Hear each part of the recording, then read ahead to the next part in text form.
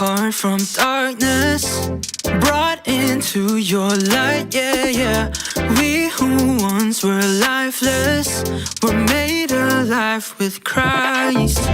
No longer bound in the night, living free to go and follow your way. So we'll say yes, we will go follow your will. Let your kingdom come and let your will be done. You're calling a new generation, children of light, sons and daughters. We'll be a new generation. We carry your hope, your salvation. We follow your way. Not gonna wait. Living awake. We are awake. Always rejoicing. We pray without ceasing. Living in Thanksgiving. Yeah, that's how it is to go and follow your way. So we'll say yes, we will go follow your will.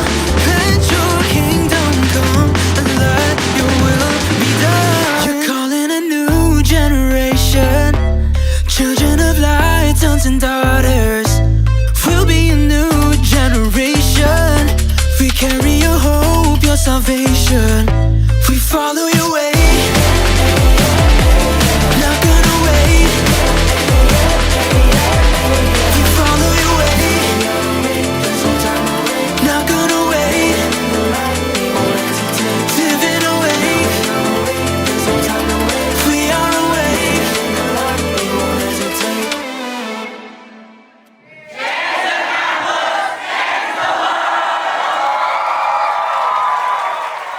Bapak Ibu Saudara yang terkasih, selamat datang di dalam ibadah Gereja Every Nation Serpong, Saudara. Oke, pagi hari ini kita dalam series break. Jadi ini salah satu firman Tuhan yang saya berdoa, saya berdoa untuk ini menjadi berkat untuk kita. Sebelum saya membagikan firman Tuhan, mungkin saya mulai dengan cerita, gitu ya. Saya kalau di TikTok gitu, kalau saya nonton video gitu ya, salah satu yang suka saya nonton itu tips life hacks, saudara. Saya nggak tahu saudara suka nggak. Jadi ya ada istilahnya tuh unconscious standard practices gitu ya. Ada sebuah standar praktek yang kita lakukan yang tanpa kita sadari gitu ya. Saya pernah ditanya, mungkin saya pikir anak saya gitu, Dad, kalau mandi mulainya dari mana? Of course lah, ada standar praktis, nggak usah ditanya ya. Keramas dulu, cuci muka, tubuh, kaki, selesai gitu kan. Kok nggak terbalik? Ya kan aneh gitu kalau terbalik gitu ya. Well, ada dalam kehidupan kita standar unconscious practice yang pokoknya kayak seolah-olah kita udah nggak mikir lagi, gitulah cara kita beroperasi atau kita bertindak gitu. Nah, saya ada satu hal yang saya baru sadar, ya unconscious standard practice gitu ya. Waktu saya ngajarin anak saya nyetir mobil, gitu. Masih kalau pulang masuk ke mobil, ke garasi gitu, mundur ya. Saya ngajarin anak saya kayak gitu aja, pokoknya gitu ya. Karena buat saya udah begitu standar praktis, mudah banget, gitu ya. Waktu saya ajarin, oh ternyata buat orang lain itu tidak semudah itu. Salah satunya kalau buat saya, kalau mundur itu, mobil itu mepetnya ke kiri, gitu ya. Itu sebenarnya nyetir mobil. Kalau masuk, misalnya kita udah tahu ngepas, tapi mobilnya besar, atau misalnya kita mundur, kita yang perlu kita lihat itu mundurnya body mobil yang sebelah kiri itu mepet ke tembok yang di sebelah kiri. Karena kalau kita putar gitu, nanti pasti dia masuk gitu, yang kanan pasti muat gitu. Nah, saya nggak sadar itu karena saya pertama kali belajar nyetir mobil pakai mobil box. Jadi nggak ada yang namanya mirror belakang gitu. Jadi saya harus mengandalkan spion kanan kiri dan nggak ada kamera gitu ya. Jadi sebuah standar praktis yang mau mepet gimana udah biasa. Jadi kira-kira kayak gitu. Nah ternyata buat anak saya, aduh kayak berapa kali gitu ya. Tapi it's okay, it's a practice. Tapi this is something yang tanpa kita sadari Kita udah beroperasi, bergerak seperti itu. Nah, hari ini saya akan mengajak kita untuk melihat sesuatu yang tanpa kita sadari, we move in it, kita operate in it, tapi kita nggak sadar itu, gitu ya. So judulnya Made for Excellence, Reflecting God's Glory. Kata excellent itu di kamus ya, terjemahannya tuh artinya something that is very good of its kind, sesuatu yang sangat baik di dalam jenisnya itu, gitu ya. Atau extremely good. Atau itu juga bisa berarti sesuatu yang superior, sesuatu yang lebih dari yang rata-rata, gitu. Kita nggak punya kata yang exactly mungkin the same, tapi yang mendekati lah ya di dalam bahasa Indonesia, unggul atau istimewa. Jadi when we say something is excellent, these things should be very good of its kind, extremely good, and dia superior in comparison with the others, gitu ya. Bahasa Indonesianya ya pokoknya unggul lah, beda gitu ya. Nah, kalau saya ajak saudara berpikir, ini akan bikin saudara lapar sih, tapi nggak apa-apa ya, oke? Saya tahu beberapa kita kalau udah masuk baktian, saudara, saya jujur ya sama saudara, kalau udah di jalan nih, tadi kita di mobil lah, nanti siang mau makan apa? Saudara punya percakapan itu di mobil? Oke, kalau yang di mobil orang, nanti siang kita mau makan apa? Di sini kan banyak pilihan kan, betul ya? Oke, so I just give a little bit this one, oke?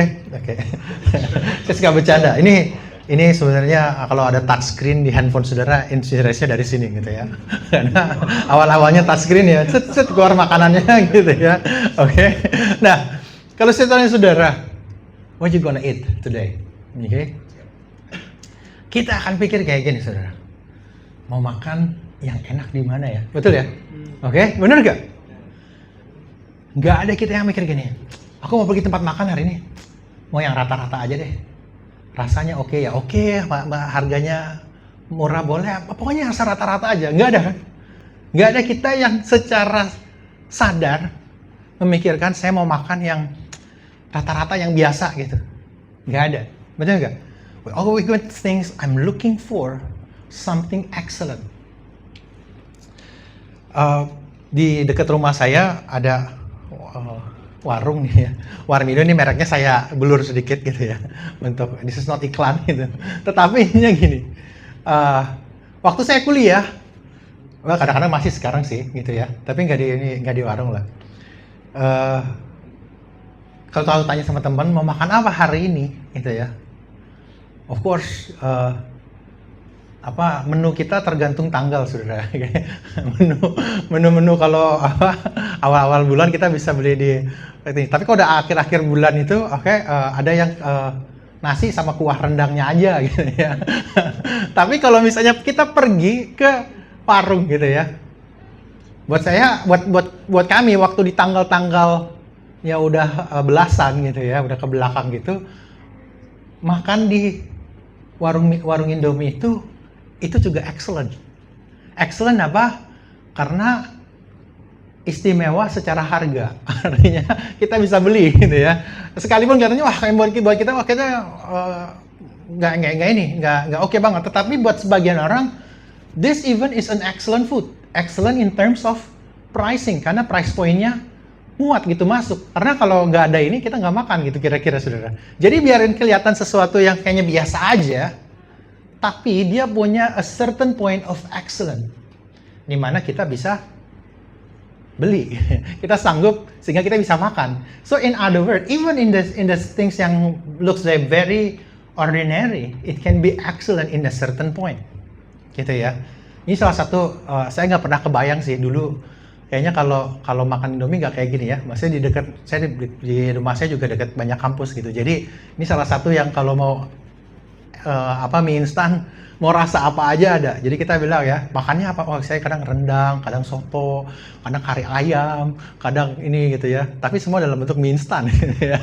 Artinya you can eat anything. Tapi intinya gini, tanpa kita sadari, we move in the mindset of looking for excellence. Tanpa kita sadari. Kita nggak pernah nyari, aku mau spend hari ini makan di tempat yang biasa-biasa aja. Kita kalau pergi ke toko, aku hari ini mau beli baju, aku mau cari baju yang biasa-biasa aja.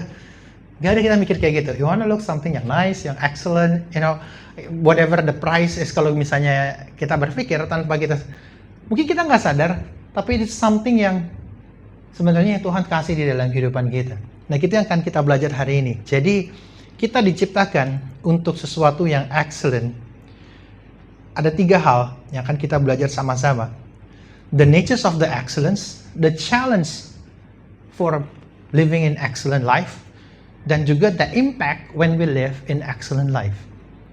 Yang pertama, when we look at the scriptures, waktu kita lihat firman Tuhan, di Kejadian 1 ayat 31, dikatakan, maka Allah melihat segala yang dijadikannya itu sungguh amat baik. Jadilah petang, jadilah pagi, itulah hari ke-6. Jadi selama kalau kita baca di Kejadian 1, hari pertama Tuhan ciptakan, jadilah petang, jadilah pagi. Wah, luar biasa, Tuhan sungguh baik. Ya. Apa yang dia ciptakan? Baik. Baik in the sense of good, but also in the sense of beautiful, in the sense of excellent. Itu ya, dia nggak kayak gini. Wah, kayaknya jadi tapi kayaknya nggak oke. Gitu. Bisa ya? Bisa. Saya pernah coba bikin mie gitu ya. Adonannya oke, cuma nggak ada mesin yang buat bikin jadi cetakan. Gitu. Saya nonton, biasanya saudara nonton di YouTube gitu, caranya dipotong manual, gitu ya. Saya cobalah potong manual. Rasanya oke, tapi bentuknya nggak oke. Karena potongannya ada yang tipis, ada yang lebar banget. Well, pas dimasak, matangnya ada yang agak matang, ada yang kurang matang karena ukurannya nggak standar. Tapi intinya gini, Tuhan ciptakan alam semesta ini, di hari ke-6 dia bilang, sungguh amat baik. Dia nggak bilang, aduh, kurang bagus nih, gitu, kita ulang nih, gitu ya. Enggak, dia bilang sungguh amat baik. So the natures of the beauty of the excellence that God created this universe, it exists here today. Hari ini yang kita hidupi, dunia yang kita hidupi, menunjukkan, merefleksikan kepada kita sifat excellent yang Tuhan berikan, yang Tuhan taruh di dalam alam semesta yang kita hidupin. Jadi makanya Tuhan bilang, behold, it was very good. Oke? Kemudian kita lanjutin di Kejadian 1 ayat 26. Waktu Tuhan berfirman, baik kita menjadikan manusia menurut gambar dan rupa kita, supaya mereka berkuasa atas ikan-ikan di laut dan burung-burung di udara dan atas ternak dan segala seluruh bumi dan atas segala binatang melata yang merayap di bumi. Maka Allah menciptakan manusia itu menurut gambarnya, menurut gambar Allah diciptakannya dia, laki-laki dan perempuan diciptakan mereka. Alkitab mengatakan, in His own image, in the image of God, He created him, male and female, He created them.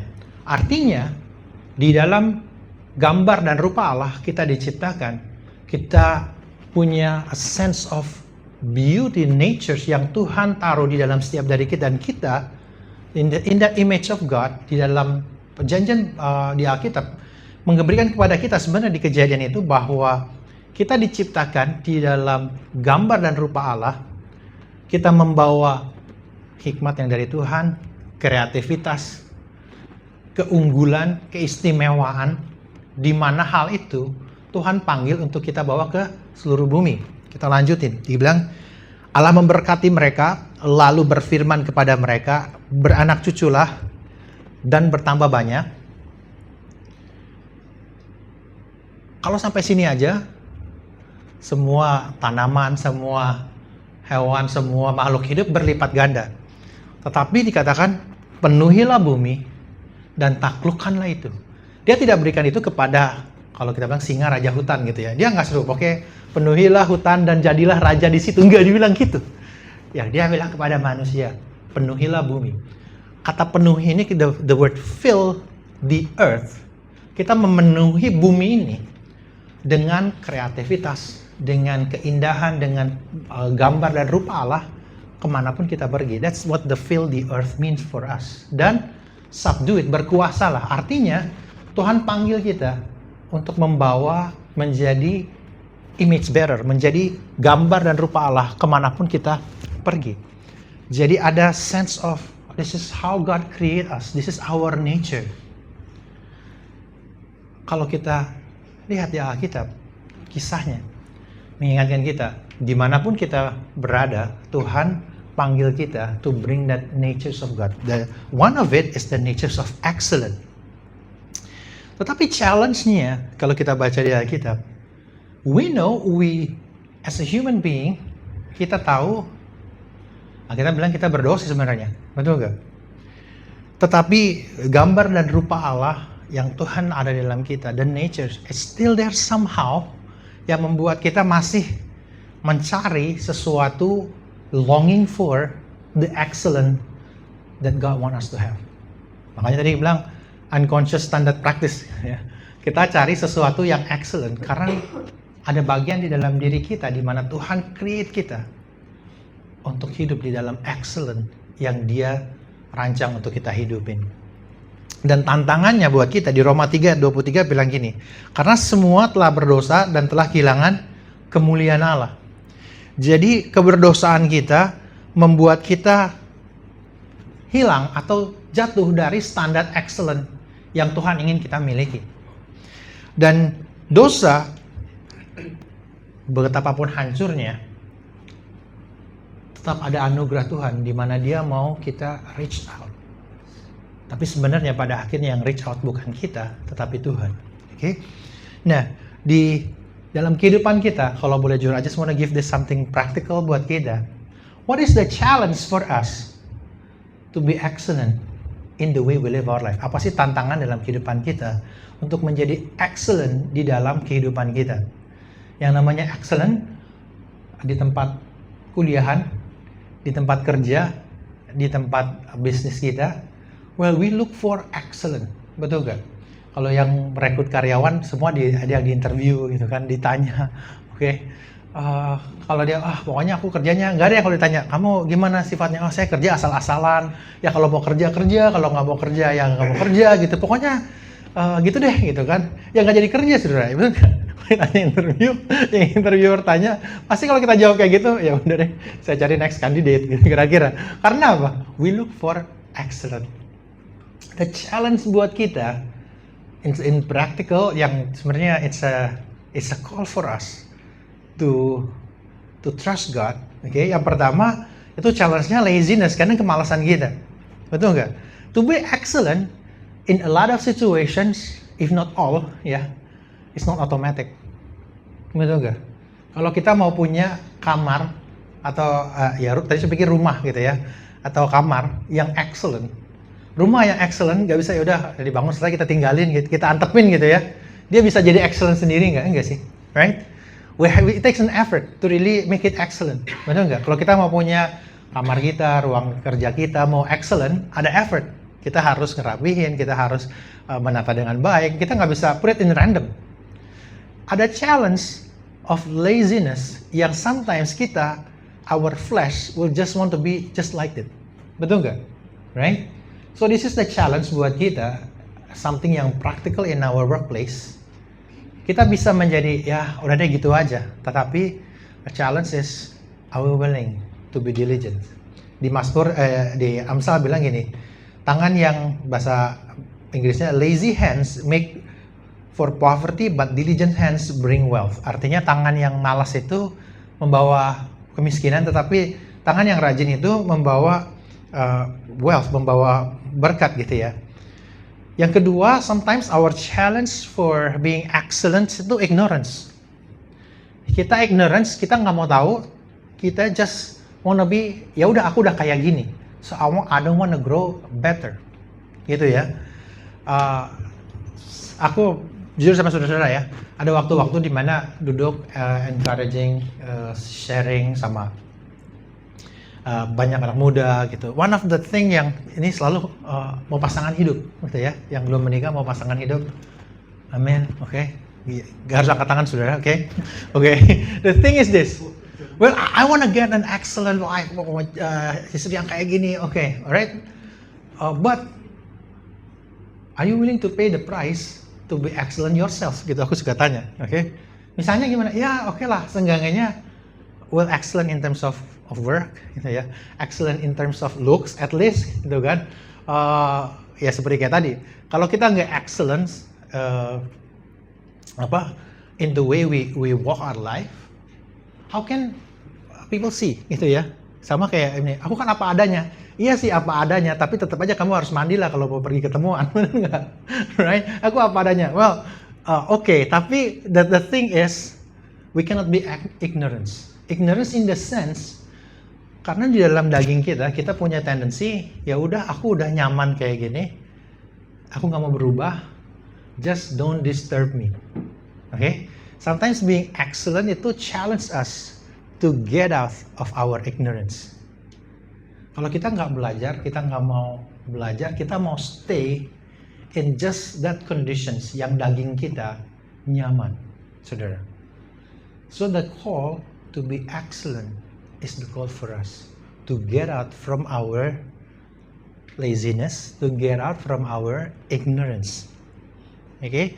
Ada waktu-waktu di dalam kerjaan kita mungkin di mana saudara baru realize, ternyata aku bisa lakukan ini better ya. I can do it better, faster, more efficient. Then you got being more excellent. Benar gak? Yang ketiga, sometimes the challenge for us as human being when it comes to excellence is the challenge of faithlessness. Faithlessness dalam arti gini, oke, aku udah coba nih satu one way gitu ya, tapi 2 bulan kemudian atau aduh kayaknya susah nih, balik lagi deh gitu ya. Saudara pernah kayak gitu gak? Atau aku aja, oke? There's a time in my life juga, aduh kayaknya pengen berubah gitu ya. Kita udah berjuang, tapi kayaknya ya udah deh, this is something that hard. Akhirnya kita berhenti untuk percaya bahwa Tuhan bisa bekerja di dalam keadaan kita. Aku ingat di dalam kerjaan aku before as a sales engineer, ada waktu-waktu di mana waktu kita handle project gitu ya. Aku ingat waktu aku handle project, dokumennya udah tebal banget gitu. Ini aku tanya sama teman-teman yang lain, ya itu project yang kayaknya udah nongkrong lama gitu. Terus ya karena kamu baru ya, it's your job take care of that gitu kan. Kayaknya it is a hopeless project gitu. Pas gue baca, wah nominalnya gede gitu kan. Tapi nobody wants to do it karena kayak chasing sesuatu yang kayaknya cannot be done.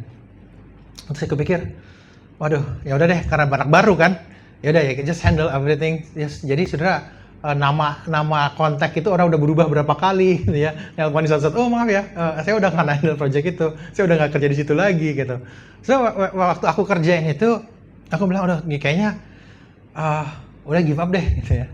Tapi karyawan baru, how can I be gimana baru dikasih project ini, baru satu di handle udah mau give up gitu. Tapi ya balik lagi ya, waktu kita percaya sama Tuhan, we believe for the excellence that we can have from God, God open the way. The project yang tadinya nggak jalan-jalan, somehow ada perubahan di politik, ada perubahan di dalam banyak hal, proyeknya tiba-tiba jalan, saudara. Waktu saya nanya gitu, kok jadi aku sibuk sekarang gitu kan, kontak yang ini, kontakin connect all the different part sampai akhirnya the project work and then executed gitu. So orang kantor, wah hebat ya proyeknya bisa akhirnya executed gitu. Terus saya bilang, iya ya, aku juga nggak tahu gimana. Kalau ditanya how, ya semua anugerah Tuhan. Tetapi waktu kita percaya, waktu kita melangkah, kita melakukan apa yang harus kita lakukan, God will do the part, the things that we cannot do. Jadi, this is the challenge buat kita. Are we willing to be diligent, to get out from our laziness, to live in the excellence that God wants us to have? Are we willing to get out from our ignorance?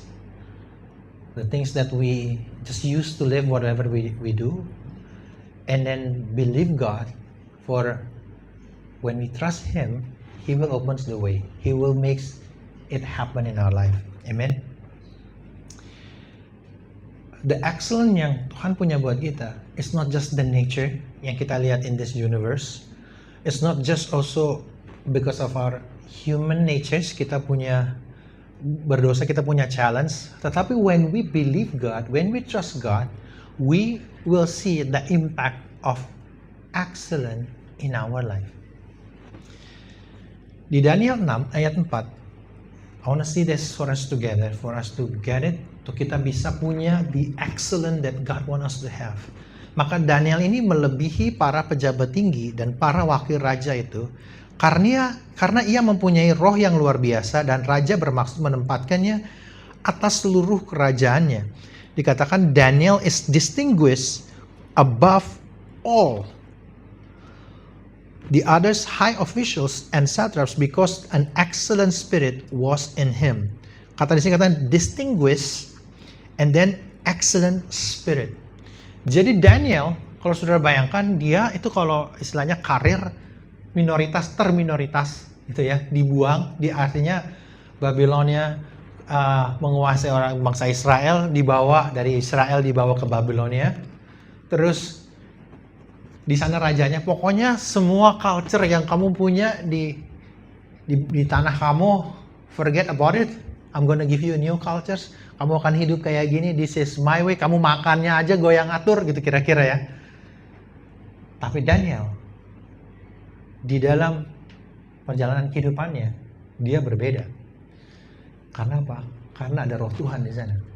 Daniel di Alkitab dan juga Daniel di sini sama punya roh Tuhan. Amen. The thing is, kita ada dua Daniel di sini, saudara. Jadi, the excellent spirit that God has put in Daniel make him different than the rest of the Babylonian. Jadi ini kalau yang ditangkap ini, kalau istilahnya mungkin ya, kalau saya ini the Ivy League of the Babylonian is there. Jadi udah dipilih gitu ya, masuk di Ivy League di Babylonia, and it's the top distinguishable from all the Babylonian, saudara. Karena apa? Karena Daniel believe and trust God. I know there's a commitment. Kalau kita baca kisah perjalanan hidupnya Daniel, bisa nggak dia bilang, kayaknya makan makanan yang kayak gini susah nih. Susah karena apa? Makanan yang gue biasa makan di Israel ini sekarang beda. Kedua, mungkin juga lebih enak gitu ya. Mungkin. Terus gaya hidup ininya semua terus diancam lagi, saudara. So life threatening, tapi dia believe. Dia keep believing and trusting God. So that's the call for us. Just like Daniel, Tuhan tempatkan kita di tempat kerja to be distinguished because God want us to live in the excellence that He wants us to have. Ada roh Allah di tengah-tengah di dalam hati kita. Kita bisa distinguish because we have excellent spirit. How can we excellent in the workplace, in practical? We can be excellent in our work ethic, di dalam cara kita kerja, cara kita, professional. Sebenarnya kalau bisa kita tanya, apa sih bedanya guru matematika yang Kristen sama nggak Kristen? Apa sih bedanya marketing yang Kristen sama nggak Kristen? Apa sih bedanya customer service yang Kristen sama nggak Kristen? Apa sih bedanya business owner yang Kristen sama nggak Kristen? Sometimes apa bedanya pilot yang Kristen sama yang nggak Kristen? Okay? In general, every pilot kalau yang Kristen has to land the plane. Harus mendaratkan pesawatnya gitu kan. Semuanya, okay? Artinya there is a part that we need to do. We are called to do it.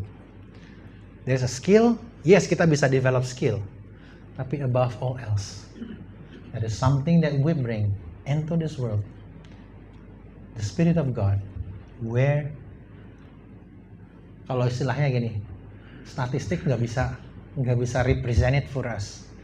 Kalau kita lihat mungkin Daniel, kalau lihat statistiknya cuma satu gitu ya. Tapi 6 different kings yang rule the world, semua nyari dia. Karena apa? Karena ada roh Allah.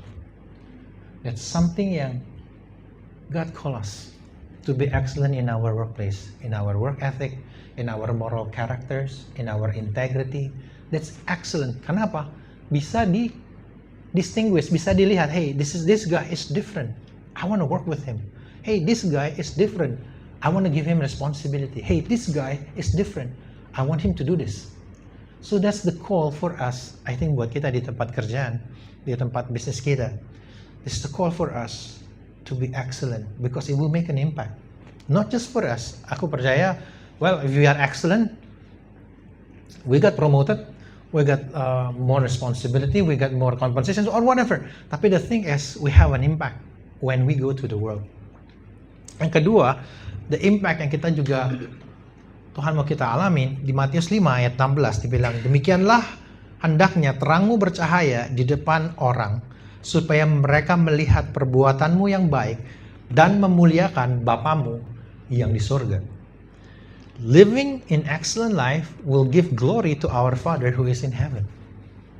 Gak ada di kantor kan yang gini, wah ini kerjaan karyawan sloppy banget ini gitu kan. Paling gak enak tuh kalau nanya gini, Kristen lagi gitu ya, itu udah kayaknya gak enak banget, betul gak? Right? Wah ini gini, wah udah gitu Kristen lagi, rasanya gak enak gitu kan. Tapi if we live an excellent life, okay, wah Kristennya belum disebut gitu kan. Okay, wow, this guy is excellent, and they will glorify God. Wow, I'm going to find workers yang Kristen. Kenapa? Kalau misalnya orang, if we work nice and proper and benar-benar ngikutin Tuhan, people will see our life, will see our service, will see our work. They will see, wow, I'm so grateful is this. Grateful kerjaannya okay. Tapi juga mereka lihat, wow, this give glory to God. Amen. Jadi saudara bayangin, when you go to work and you deliver something, when you have business, you deliver something, that something has become a blessing. They're gonna see not just you, but see our Father glorify through our life. Amen.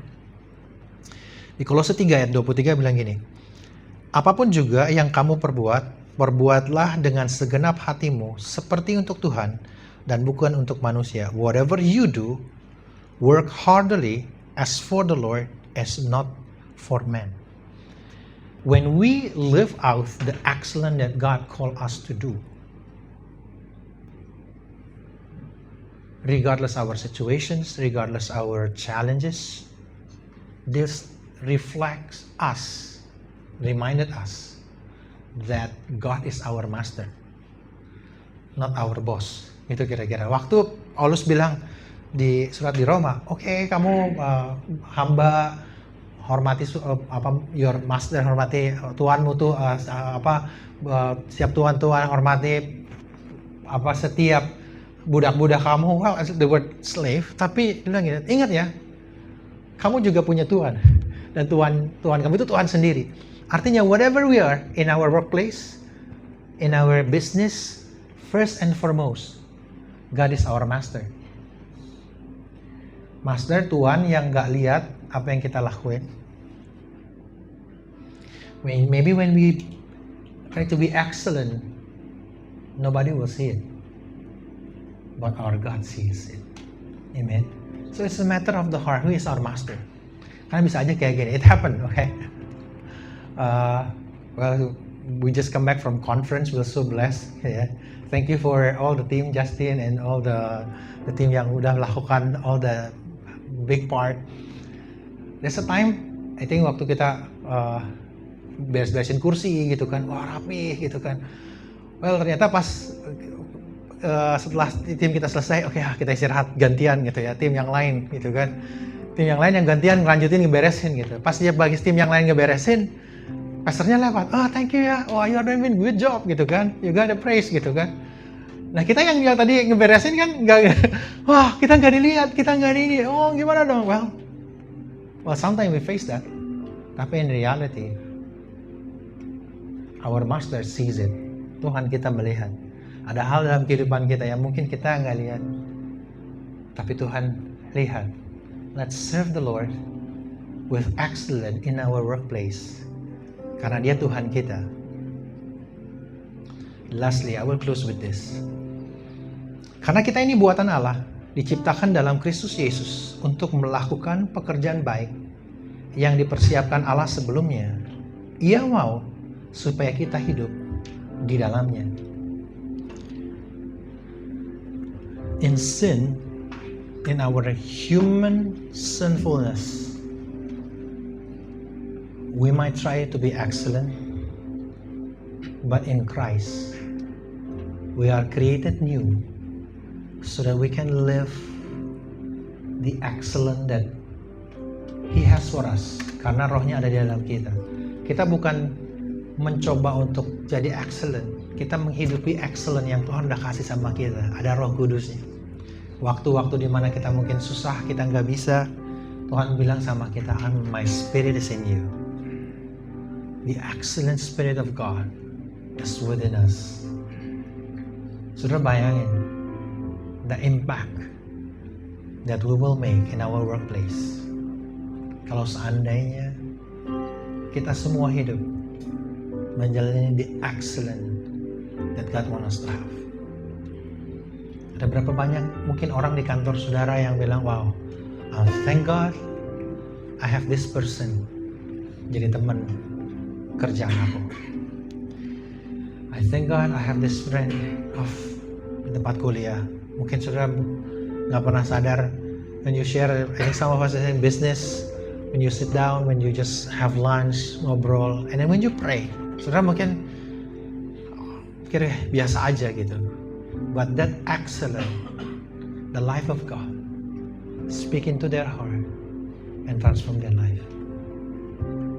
It's not just something happen on Sunday. The excellence happen every day in our life, in our workplace. It make an impact for our employer, for our vendors, mungkin clients. Somehow God is glorified through your life because we walk the excellence that God calls us. Amen. Mari kita bangkit berdiri. Kita akan menyembah Tuhan. As we worship, Tuhan ingatin kita, I gave you my Spirit in you to do mighty in the workplace, in whatever that I call you to be. But at the same time, He called us to trust Him, to obey Him, to get out from our laziness, to get out from our ignorance, and to keep believing what He can do through our life. Let's worship the Lord.